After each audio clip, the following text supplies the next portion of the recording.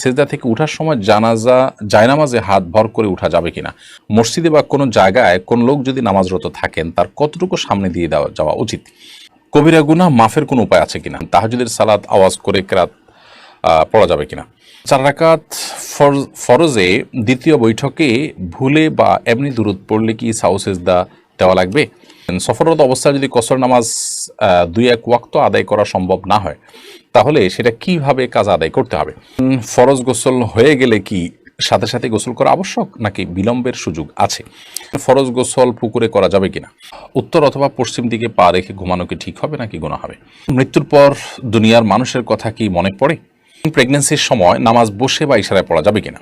চলুন তাহলে আর বিলম্ব না করে আমরা মূল পর্বে প্রবেশ করি এবং আপনাদের যে সমস্ত প্রশ্ন আমাদের কাছে ইতিমধ্যে চলে এসেছে সেগুলোর উত্তর আমরা দেওয়ার চেষ্টা করি। আলিফানুর লিখেছেন, প্রেগন্যান্সির সময় নামাজ বসে বা ইশারায় পড়া যাবে কিনা। প্রেগন্যান্সি হলেই নামাজ বসে পড়া যাবে বা ইশারায় পড়া যাবে, ব্যাপারটা এরকম নয়। তবে প্রেগন্যান্সির সময় অনেক মা বোনরা এত বেশি অসুস্থ হয়ে পড়েন যে তাদেরকে বিছানায় শুয়ে পড়তে হয়, অথবা অনেকে আছেন যে শেষের দিকে এসে দাঁড়িয়ে নামাজ পড়াটা তাদের জন্য কঠিন হয়, শরীর ভার হয়ে যায়, তাদের শারীরিক দুর্বলতার কারণে বা স্থূলতার কারণে, নানা কারণে তারা দাঁড়িয়ে নামাজ পড়লে রুকু সিজদা করে স্বাভাবিকভাবে নামাজ পড়তে গেলে পড়ে যাওয়ার আশঙ্কা থাকে। এরকম আশঙ্কা যদি জোরালো হয়, প্রবল হয়, তাহলে সেক্ষেত্রে তিনি বসে নামাজ পড়তে পারেন। বসে নামাজ পড়ার ক্ষমতা না থাকলে তিনি শুয়ে অবশ্যই নামাজ পড়তে পারেন। কিন্তু এটা হলো যদি সেরকম পরিস্থিতি তৈরি হয় কারোর, প্রেগনেন্সি হলেই সামান্য ঠুনকো অজুহাতেই তিনি বসে নামাজ পড়া শুরু করবেন, ব্যাপারটা সেরকম নয়।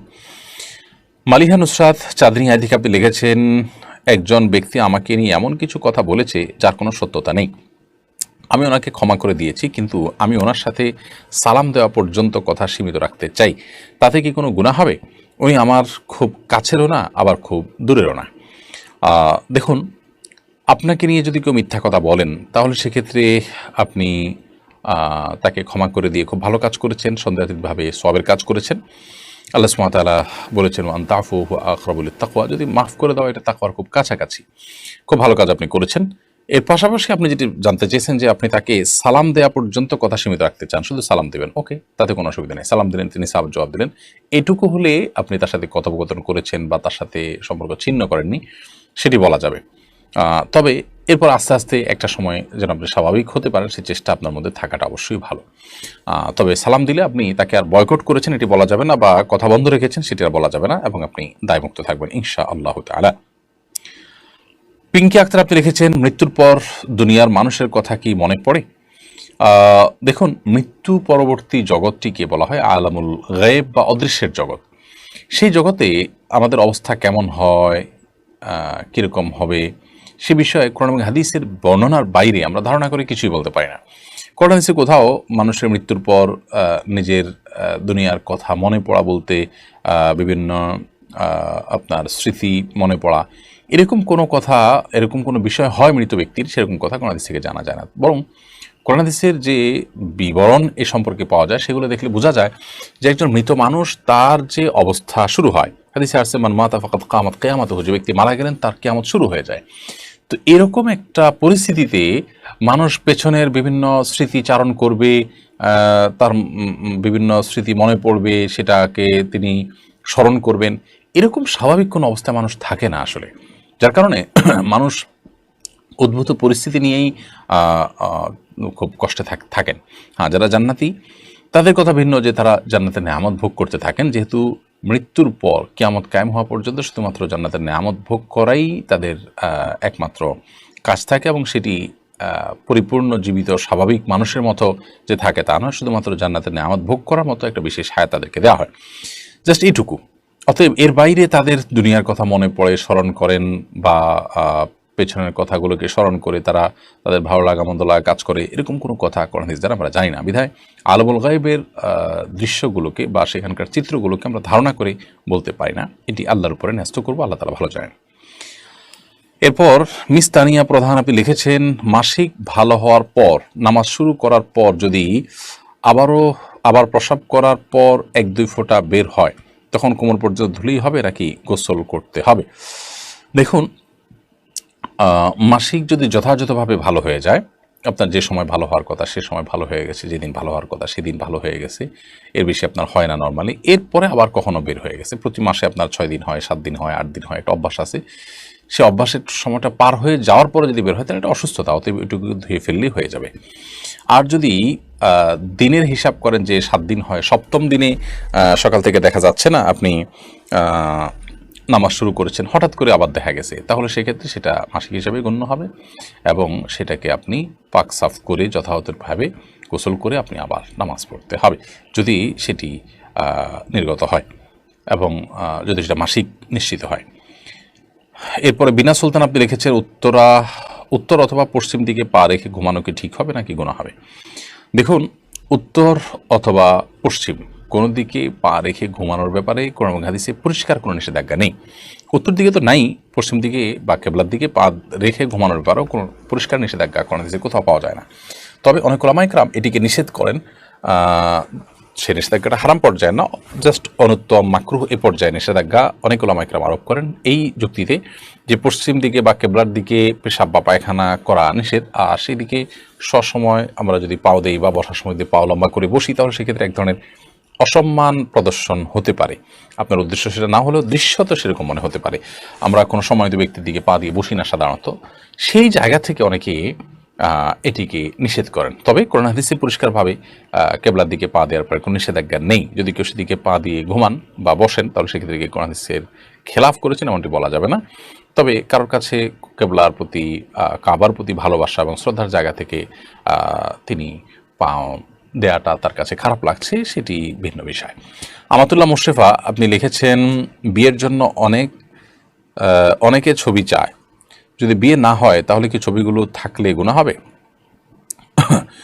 বিয়ের জন্য যদি কেউ ছবি চায় তাহলে সেক্ষেত্রে লোকটা কতটা অথেন্টিক, তার ভিতরে তাকওয়া কতটা আছে, তিনি হালাল হারাম কতটা বুঝেন এবং কতটা আল্লাহর ভয় আছে, তিনি এই ছবিটা নির্দিষ্ট সময়ের পর যদি বিয়ে না হয় তাহলে সেক্ষেত্রে ডিলেট করে ফেলবেন এবং কতটা, এই বিষয়গুলো নিশ্চিত হয়ে তারপর তাকে ছবি দেওয়া উচিত, অথবা বিশেষভাবে তাকে বলে দেওয়া উচিত এবং তিনি যেটা করেন সে বিষয়ে তাকে রিকোয়েস্ট করা উচিত।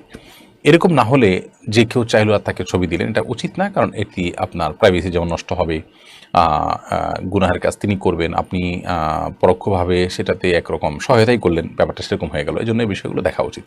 আপনি আপনার চেষ্টা অনুযায়ী সাধ্য অনুযায়ী চেষ্টা করেছেন, তারপরও যদি তিনি এটি করেন না, ডিলিট করেন, নিজের কাছে রেখে দেন, তাহলে সেক্ষেত্রে ইনশাআল্লাহ এর দায় আপনার আসবে না, তার উপরে থাকবে। মাহবুর রহমান লিখেছেন ফরজ গোসল পুকুরে করা যাবে কিনা?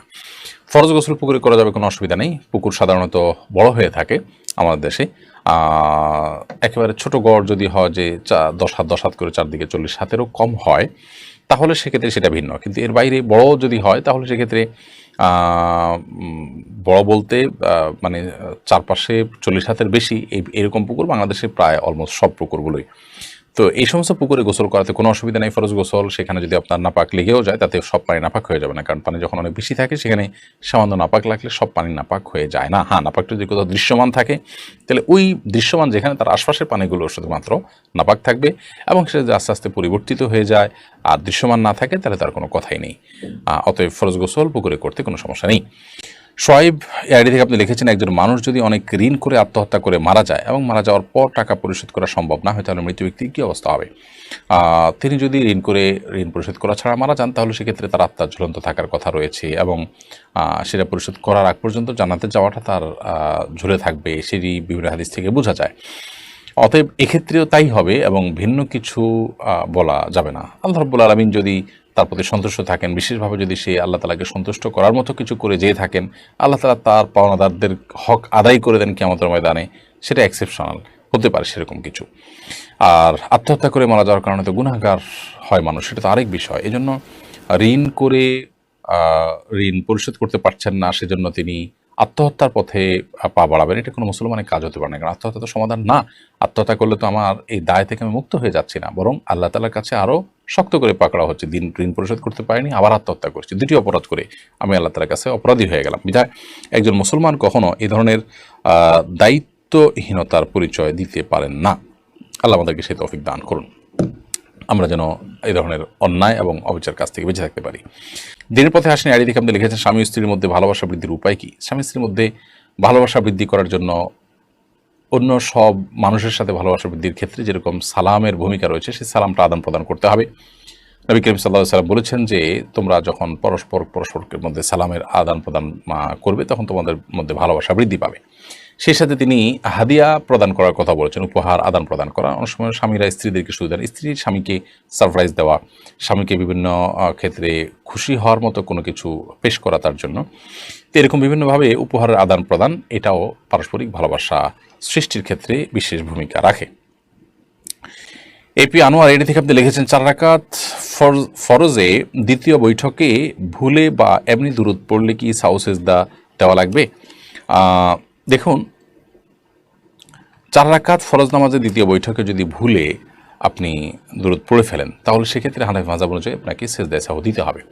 কারণ দ্বিতীয় বৈঠকে আত্মাহিয়াতু পড়ার পর বিভিন্ন হাদিস থেকে আমরা জানতে পারি যে দ্রুততার সাথে দাঁড়িয়ে যেতে বলা হয়েছে এবং বিলম্ব করতে নিষেধ করা হয়েছে। সেই সাথে আপনি নবী সাল্লাল্লাহু আলাইহি ওয়াসাল্লামের প্রতি দুরূদ পাঠ করেছেন, এটা তো ভুলে পড়েছেন, এটা তো শেষ রাকাত শেষ বৈঠক মনে করে আপনি এটা পড়েছেন, তো অথচ এটা শেষ বৈঠক নয়। এসব কারণে সিজদায়ে সাহু দেওয়ার কথা ওলামায়ে আহনাফ বলে থাকেন, যদিও হাম্বলী মাযহাব ওলামায়ে কিরাম, সৌদি আরব ওলামায়ে কিরাম তারা বলেন যে না, দুরূদ শরীফ যদি পড়ে ফেলে তার কারণে সিজদায়ে সাহু বর্তাবে না। এটি সৌদি আরব ওলামায়ে কিরাম বা হাম্বলী মাযহাবের ওলামাদের মত। শেখ সোহাইব আপনি লিখেছেন ফরজ গোসল হয়ে গেলে কি সাথে সাথে গোসল করা আবশ্যক নাকি বিলম্বের সুযোগ আছে?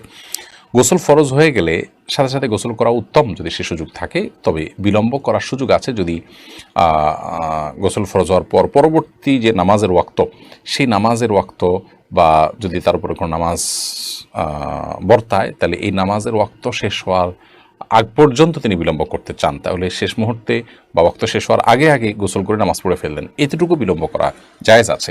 তবে এক্ষেত্রেও গোসল ফরজ হয়ে গেলে যদি লম্বা সময় তিনি বিলম্ব করতে চান, এশার পরে গোসল ফরজ হয়ে গেল, ফজর আগ পর্যন্ত তিনি সুযোগ পাবেন গোসল করার, তাহলে সেক্ষেত্রে এই সময়টা তিনি গোসল না করে শেষের দিকে একসাথে ফজর ওয়াক্ত হলে তখন গোসল করতে চান, তাহলে অজু করে ঘুমানো বা অন্যান্য কাজ করাটা সুন্নাহ, এটা উত্তম। কিন্তু যদি কোনো কারণে ওযু নাও করেন তাতে তিনি কবিরা গুনাহ করেছেন ব্যাপারটা এরকম না, সুন্নাতও করেছেন, এটুকু বলা যাবে। রিফাত মাহমুদ লিখেছেন তাহাজ্জুদের সালাত আওয়াজ করে কেরাত পড়া যাবে কিনা? তাহাজ্জুদের সালাতে আপনি রাতে আওয়াজ করে কেরাত পড়তে পারেন, যেহেতু রাতের নামাজ আপনি আওয়াজ করে কেরাত পড়তে পারবেন। দিনের নামাজ হলে সেটা নীরবে পড়বেন, আর রাতের নামাজ আপনি অবশ্যই আওয়াজ করে পড়তে পারেন। মোহাম্মদ জুনেদ ইসলাম আপনি লিখেছেন আমি কিভাবে আল্লাহর প্রিয় বান্দা হতে পারি? আল্লাহর প্রিয় বান্দা হওয়ার জন্য দুনিয়া বিমুখতা হলো পূর্বশর্ত। নবী করিম সাল্লাল্লাহু আলাইহি ওয়াসাল্লাম সাহাবীদেরকে বলেছেন যে তোমরা কিভাবে আল্লাহর প্রিয় পাত্র হবে, তার উপায় হলো যে তোমরা দুনিয়ার ব্যাপারে বিমুখ থাকবে, দুনিয়ার প্রতি তোমাদের আকর্ষণ থাকবে না, দুনিয়া নিয়ে তোমাদের বিশেষ কোনো আগ্রহের জায়গা থাকবে না। দুনিয়া উপার্জন করতে হবে দুনিয়াতে বেঁচে থাকার প্রয়োজনে, কিন্তু এটার জন্য মানে ডু অর ডাইয়ের পর্যায়টাকে নেওয়া যাবে না এবং এটার জন্য মরিয়া হয়ে যাওয়া এটা করা যাবে না। এটুকু যদি আমরা করতে পারি সেক্ষেত্রে আল্লাহ তাআলার প্রিয় বান্দা হওয়ার পথ আমাদের জন্য সবচেয়ে বেশি সুগম হবে। এরপরে পিয়াল খান সাদ এআইডি থেকে আপনি লিখেছেন আমাদের ইসলাম ধর্মে হালাল খাবারগুলো মুরগির গোশত, গরুর গোশত ইত্যাদি যদি ভিন্ন ধর্মের মানুষের কাছ থেকে মুরগির গোশত বা গরুর গোশত কেনা জায়েজ হবে? পশুগুলো বিসমিল্লাহ বলে জবাই করা হয়েছে কিনা জানা যদি না থাকে তাহলে খাদ্যকে হালাল হবে? বিশেষ করে দেশের বাইরে ঘুরতে গেলে এই ধরনের পরিস্থিতির সম্মুখীন হতে হয়। যদি আপনি মুসলিম প্রধান দেশে কথা বলেন তাহলে সেক্ষেত্রে আমরা বলবো সেখানে সাধারণত এখানে হালাল উপায়ে জবাই করার কথাই বেশি। যদি এরকম হয় সচরাচর তাহলে সেক্ষেত্রে আপনি এটা কিনতে পারেন, অযথাই সন্দেহ করার প্রয়োজন নেই। আমার দেশে গরুর কথা বলা যে গরুর গোশত প্রায় সব দোকানেই মুসলমানদের এবং তারা আল্লাহর নাম পড়ে জবাই করেন, এটাই স্বাভাবিক। বিধায় এটা নিয়ে আপনার আলাদা ধোঁয়াশা বা সংশয় থাকা উচিত না। হ্যাঁ, দেশের বাইরে আপনি যাচ্ছেন, সেখানে অমুসলিম প্রধান দেশ যদি হয় তাহলে সেক্ষেত্রে সেখানে কিভাবে জবাই হয়েছে আপনি জানেন না, হালাল কোনো অথেন্টিক কোনো প্রতিষ্ঠান থেকে হালাল সার্টিফিকেশনও নাই, তাহলে সেক্ষেত্রে আপনি সন্দেহ হলে সেরকম খাবার অবশ্যই অ্যাভয়েড করবেন এবং নিশ্চিত হওয়ার চেষ্টা করবেন যে এটি হালাল উপায়ে জবাই হয়েছে কিনা। যদি হয় তাহলে গ্রহণ করবেন, আর যদি ধোঁয়াশা থেকে যায় বা নিশ্চিত হওয়ার সুযোগ না থাকে তাহলে সেক্ষেত্রে অবশ্যই অ্যাভয়েড করবেন। ইঞ্জিনিয়ার নাজমুল হোসেন আপনি লিখেছেন সফররত অবস্থায় যদি কসর নামাজ 2-1 ওয়াক্ত আদায় করা সম্ভব না হয় তাহলে সেটা কিভাবে কাজা আদায় করতে হবে? সফররত অবস্থায় কসরের নামাজ যদি আদায় করা না যায়, অর্থাৎ আপনার সফর অবস্থার নামাজ কাজা হয়, তাহলে বাড়িতে আসার পর সেই নামাজটা যখন কাজা করবেন তো কসর হিসাবে কাজা করবেন, যেহেতু এটা ফরজ হয়েছিল কসর হিসাবে।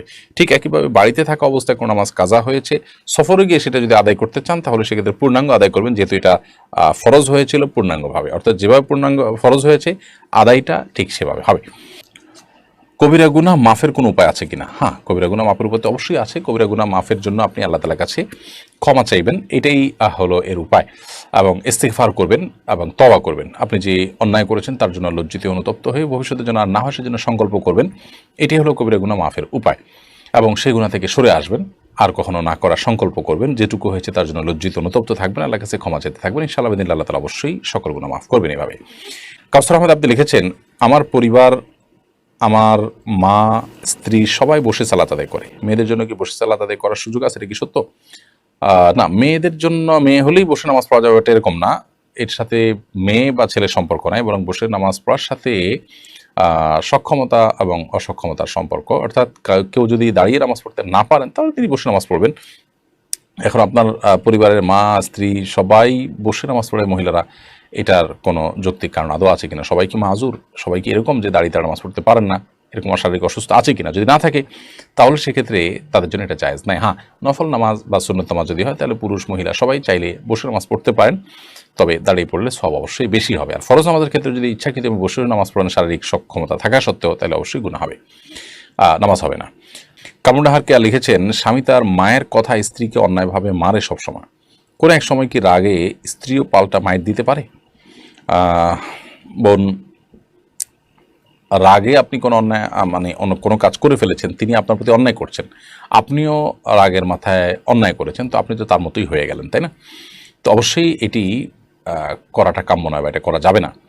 হ্যাঁ, রাগের মাথা যদি হয়ে যায় তাহলে সেক্ষেত্রে সেটার জন্য প্রায়শ্চিত্ত করা উচিত, লজ্জিত অনুতপ্ত হওয়া উচিত, তওবা করা উচিত, ভবিষ্যতে যেন না হয়। এখন কথা হলো তিনি মারতে থাকেন, আমি কি করব? আমি আত্মরক্ষা করার চেষ্টা করব।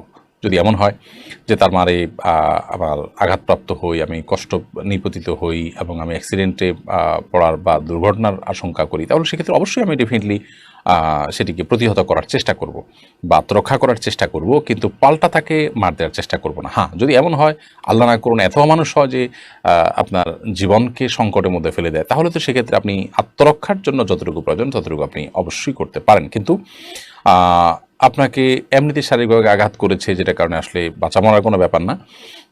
আপনি জেদের বশবর্তী হয়ে রাগে কষ্টে ক্ষোভে আপনিও পাল্টা আঘাত করেছেন, তো অন্যায়ের বিপরীতে আপনিও একটি অন্যায় করলেন। তিনি যে অন্যায় করেছেন তার চাইতে ছোট অন্যায় করেননি, বরং আপনিও এক ধরনের বড় অন্যায় করেছেন।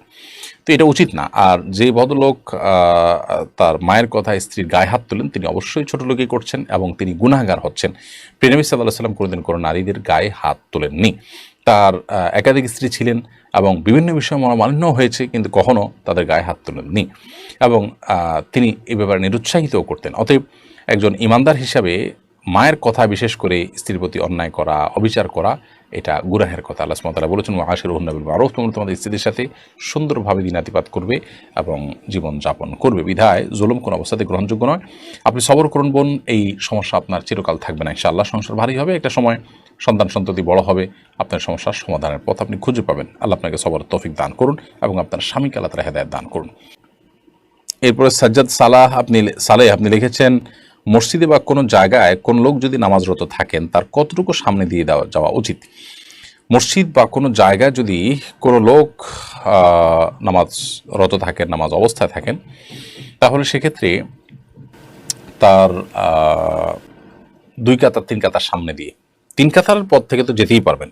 অনেক উলামায়ে মতে 1 কাতার পর, তার সিজদার জায়গার পর থেকে আপনি যেতে পারেন, কারণ তার সিজদার জায়গার এরিয়ার মধ্যে গেলে তার নামাজের মনোযোগটাকে নষ্ট করবে, কিন্তু এর বাইরে দিয়ে গেলে তার মনোযোগ নষ্ট করার কথা নয়। তো এই মতটি রয়েছে, তবে এর বাইরে আরেক অন্যান্য ওলামাদের মত হলো 3 কাতার। এই মতটাও বেশ স্ট্রং যে তিনি যে কাতারে পড়ছেন আরও 2টা কাতারের বাইরের অংশ দিয়ে তিনি চাইলে হাঁটতে পারেন। মমিতা জাহান লিখেছেন, মৃত ব্যক্তি যে ঘরে মারা যায় ওই ঘরে সারা রাত বাতি দিয়ে কেউ না কেউ থাকতে হবে, 40 দিন সেই ঘরে খালি রাখতে নেই। এই কথাটা কতটুকু সত্য? এটা সম্পূর্ণ ভুল কথা এবং এ জাতীয় অনেক বিষয় হিন্দুদের অনেক ধর্ম বিশ্বাস থেকে আমাদের মধ্যে এসেছে, সে বিষয়ে আমাদেরকে সতর্ক থাকতে হবে। হুমায়রা মাসুদ আপনি লিখেছেন, আমার স্বামী একজন সরকারি চাকরিজীবী, চাকরির শেষে সে যে পেনশন পাবে সেটা নেওয়া জায়েজ হবে কিনা? অবশ্যই মানে সরকারি চাকরি যে পেনশনের টাকা গ্রহণ করতে পারেন, এতে কোনো অসুবিধা নেই। শিবন নাসরিন লিখেছেন, মহিলারা কি রাতে নামাজগুলো একটু আওয়াজ করে পড়তে পারবে, বেশি জোরে না, নিজে শুনতে পায় এরকম? হ্যাঁ, নিজে শুনতে পায় এরকম করে করতে পারেন, অসুবিধা নেই। নাদিয়া সুলতান আপনি লিখেছেন, সেজদা থেকে উঠার সময় জায়নামাজে হাত ভর করে উঠা যাবে কিনা? সেজদা থেকে উঠার সময় আপনার মাটিতে বা জায়নামাজে ভর করে না উঠে যতটুকু সম্ভব আপনার সরাসরি ওঠা উচিত। যদিও নবী করিম সাল্লাল্লাহু আলাইহি সাল্লাম মাটিতে ভর করে ওঠার কথা বর্ণিত আছে, কিন্তু সেটার ব্যাপারে অনেক মুহাদ্দিসদেরই ব্যাখ্যা হলো যে নবী সাল্লাল্লাহু আলাইহি সাল্লামের শারীরিক অসুস্থতার কারণে এটা কখনো কখনো তিনি করেছেন। অতএব কারোর শরীরে অসুস্থতা বোধ করলে তিনি এটা করতে পারেন, কোনো অসুবিধা নেই। বাট সুস্থ স্বাভাবিক অবস্থাতে তার এরকম না করে বরং হাঁটুতে ভর করে তারপর দাঁড়ানো উচিত। এরপরে খুকুমনি আপনি লিখেছেন, রাস্তাঘাটে অনেকে সাহায্য চায়, টাকা চায়, এক্ষেত্রে কাদের সাহায্য করা উচিত আর কাদের সাহায্য করা উচিত নয়? যদি আপনার কাছে মনে হয় যে লোকটা ফ্রড বা প্রতারক বা তার আসলে অনেক আছে, তিনি ভনিতা করছেন, তাহলে সেক্ষেত্রে আপনি তাকে সাহায্য করবেন না। আর যদি আপনার মনে হয় সেরকম না, তাহলে সাহায্য করতে পারেন। এমনকি প্রতারক কিনা আপনি জানেন না, আপনি শুধু ধারণা করে সাহায্য করেন, ইনশাআল্লাহ বিদিল্লাহ সে প্রতারক হলেও আপনি আল্লাহর কাছে গুনাহগার তো হবেই না, বরং সওয়াব পাবেন, যেহেতু আপনি তার প্রতি সুধারণা করে দিয়েছেন। আব্দুর রাজাক লিখেছেন, অজু ছাড়া শুধু শুয়ে কোরআন মুখস্থ পড়া যাবে কিনা? শুয়ে শুয়ে কোরআন মুখস্থ পড়তে পারেন, অসুবিধা নেই, গুনাহ হবে না। নবী সাল্লাল্লাহু আলাইহি ওয়াসাল্লাম আমাদের রাসূলুল্লাহ গায়ে হেলান দিয়ে কোরআন তেলাওয়াত করেছেন। এমনি আব্দুল হাকিম লিখেছেন, ঘুমের সময় কপালে হাত দিয়ে ঘুমালে নাকি সমস্যা হয়, এটা সম্পর্কে জানতে চাই সে। না, ঘুমের সময় কপালে হাত দিয়ে ঘুমালে কোনো সমস্যা হয় এরকম কোনো কথা সঠিক নয়। আমরা অনেকে মনে করি যে কপালে হাত দিয়ে ঘুমালে বোধ হয় তার দুঃখ দুর্গতি আসে ইত্যাদি ইত্যাদি, এগুলো আমাদের নিছক ধারণা এবং ধারণা প্রসূত কথা, এগুলোর কোনো ভিত্তি কোনো হাদিস দ্বারায় প্রমাণিত নয়। বিধায় মাথায় বা কপালে কেউ হাত দিয়ে যদি ঘুমাতে চান সেটি তার জন্য জায়েজ, এটি না জায়েজ বা নিষিদ্ধ কোনো বিষয় নয়। তরিকুল ইসলাম লিখেছেন, অমুসলিমকে রক্তদান করা যাবে কি? অমুসলিমকে রক্তদান করা যাবে, কোনো অসুবিধা নেই। ইসলামী শরিয়ার দৃষ্টিকোণ থেকে রক্তদান করা বা চক্ষু দান করা বা শরীরের কোনো অঙ্গ প্রত্যঙ্গ দান করা, এগুলোর ক্ষেত্রে আপনি কি কোনো নারীকে দিচ্ছেন না পুরুষকে দিচ্ছেন, মুসলিমকে দিচ্ছেন কি অমুসলিমকে দিচ্ছেন, এটা বিবেচ্য নয়। যে কোনো অভাবী মানুষকে আপনি দিতে পারেন। অতএব মুসলমানের রক্ত যেরকম অমুসলমানকে দেওয়া যায়, আবার অমুসলমান যদি কেউ রক্ত দেয় তাহলে সেটা মুসলমানের শরীরে গ্রহণ করলেও কোনো এর কারণে গুনাহ হবে না, বা শরিয়াত এর আলোকে এটা নিষিদ্ধ কোনো বিষয় হবে না। শাকিল আহমেদ আপনি লিখেছেন, জুমার নামাজে খুতবার সময় দান বাক্স চালালে বা টাকা উঠালে সেটা জায়েজ হবে কিনা? না, জুমার নামাজে ইমাম সাহেব যখন খুতবা দেওয়ার জন্য বের হন, মিম্বরের দিকে অগ্রসর হন, তখন আর কোনো কথা বলা যায় না, কোনো নামাজ পর্যন্ত নবী করিম সাল্লাল্লাহু আলাইহি সাল্লাম শুরু করতে নিষেধ করেছেন নিজে থেকে।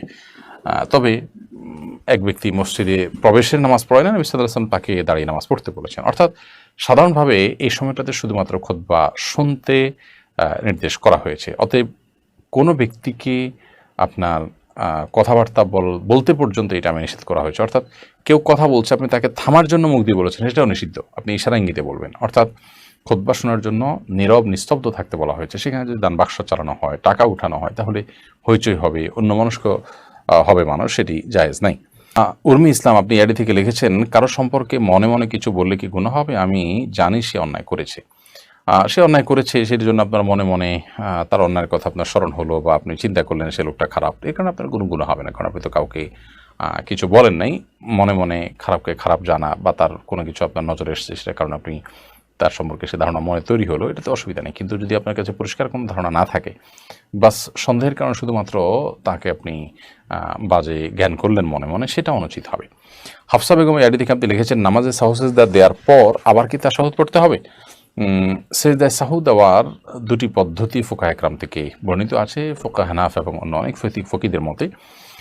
আপনি সেজদায় সাহু দিয়ে উঠে আবার তাশাহুদ আত্তাহিয়াতু ইত্যাদি পড়ে, শুধু তাশাহুদ পড়ে আত্তাহিয়াতু পড়ে এরপর আপনি সালাম ফিরিয়ে একদিকে, তারপর সেজদা দুটি দিয়ে, তারপর উঠে আবার তাশাহুদ ইত্যাদি পড়ে তারপরে দুদিকে সালাম ফিরাবেন। যদিও আর উলামা ইকরাম তাদের মত হলো এক্ষেত্রে, সৌদি আরব উলামা ইকরামের কথা বলছি, তাদের মত হলো এক্ষেত্রে যে আপনি সেজদা সাহু হলো যে আপনার সূরা আত্তাহিয়াতু দুরূদ ইত্যাদি সব কিছু পড়ার পর দুটো সেজদা দিয়ে উঠে দুই দিকে সালাম ফিরে ফেলাবেন। আবার কোনো আর উলামা ইকরাম দুই সময় দুই রকমের দুই পদ্ধতিতে সেজদা সাহু দেওয়ার কথা বলেন। তবে ফুকাহ হানাফ বা আমাদের দেশের বিষয়ে মানুষ হানাফি মাযহাবকে ফলো করেন, সে আলোকে আপনি আত্তাহিয়াতু পড়ে একদিকে সালাম ফিরে দুটো সেজদা দিয়ে উঠে আবার আত্তাহিয়াতু দুরূদ দিয়ে পড়ে দুদিকে সালাম ফিরে শেষ করবেন। শামিউল সরকার সোয়াদ আপনি লিখেছেন, কোর্ট থেকে কাগজ এনে তাতে ছেলে ও মেয়ের স্বাক্ষর করলে বিয়ে হবে? কোর্ট থেকে কাগজ এনে ছেলে মেয়ে উভয় যদি ওখানে যদি লেখা থাকে যে আমি কবুল করলাম, আমি প্রস্তাব করলাম, এরকম কথা থাকে এবং সেখানে উভয় স্বাক্ষর করে সাক্ষীদের উপস্থিতিতে, তাহলে বিয়ে হতে পারে। মুখে উচ্চারণ ছাড়া এভাবে বিয়ে হতে পারে। কিন্তু যদি এক পক্ষ প্রস্তাব দিল যে আমি প্রস্তাব করলাম বিয়ের, আরেক পক্ষ কবুল করলাম, এরকম কথা যদি লেখা না থাকে, জাস্ট লেখা থাকলো যে উনি স্বামী উনি স্ত্রী, তাহলে এভাবে হলে বিয়ে হবে না। অর্থাৎ জাস্ট কাবিনে লেখা আছে স্বামীর ঘরে স্বামী স্ত্রীর ঘরে স্ত্রী, সেখানে স্বাক্ষর করলো, এতে হবে না। যদি লেখা থাকে যে হ্যাঁ আমি অমুককে বিয়ের জন্য এত টাকা মহার বিনিময়ে প্রস্তাব করলাম, স্বাক্ষর আছে, আবার অপরপক্ষ বললো যে আমি গ্রহণ করলাম, তারপর স্বাক্ষর আছে, এভাবে হলে হবে। অর্থাৎ যেটা মুখে বলবে জাস্ট ওইটাই লেখা আছে, এভাবে বিয়ে হতে পারে যদি সাক্ষীদের উপস্থিতি হয়।